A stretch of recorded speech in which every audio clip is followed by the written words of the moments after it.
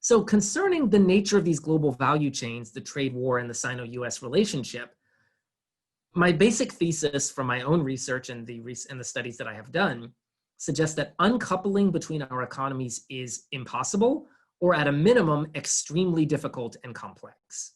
For instance, while it is certainly possible for an American company to choose that they would source from a factory in Vietnam or Indonesia or even Mexico instead of from China, these factories are still reliant upon Chinese goods, as Chinese factories are very likely to be the major suppliers of components and intermediate goods into these final assemblers. Indeed, many Chinese companies themselves have been setting up factories in Southeast Asia in order to capitalize on their lower labor costs, but they still draw upon their existing supplier network in mainland China. So thus, you see what happened in Vietnam with the coronavirus. Despite effectively and quickly suppressing it, the American Chamber of Commerce in Vietnam reported that their member factories were operating at 70% capacity, in part due to an inability to secure inputs from China, because Chinese factories were closed, and therefore their Vietnamese factories were negatively impacted, even though the coronavirus was under control. Value chains have been established globally to benefit economies of scale and to provide unique comparative advantages in and from different markets. Low-cost labor is but one such advantage, and indeed it is one that China no longer has. It is a misconception to perceive China as being a low-cost production location. The fact is, the continued use of China as a production base is due to its efficiency and the clustering effects, as well as critically, its central location within the dynamic and highly innovative producing economies of East Asia. Decoupling from China is simply not effective when China is but one node in the broader East Asian and Trans-Pacific economy.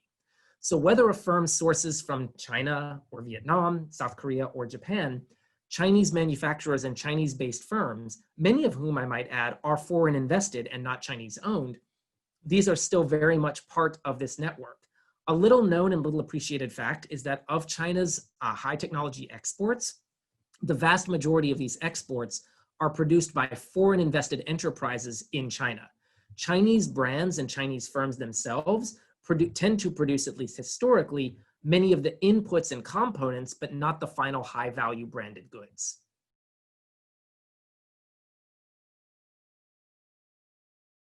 So of course, for us here in South Carolina, what does all of this say? South Carolina benefits greatly from its relationship with China on both the demand and the supply ends. We benefit from the growing Chinese middle class, which has served as a consumer of Chinese manufactured goods, especially our automobiles, as well as the components that we produce here, which can then be fed into production systems within China.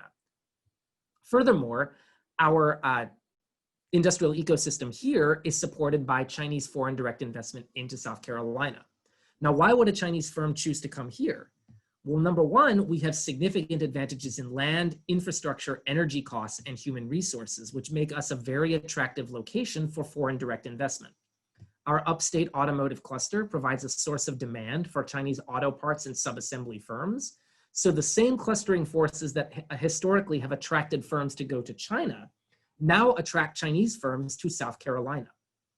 But this system requires economic openness in order to function, and I will return to this point.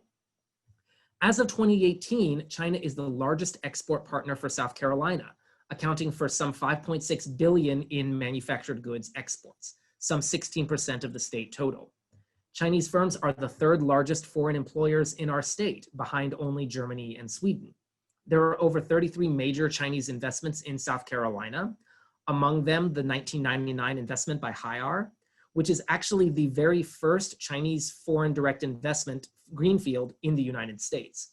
We also have the Jusha fiberglass plant in Colombia, as well as most recently and most interestingly, the large Kier Group textile mill in Lancaster County, which was the first textile mill to open in our state in over 20 years.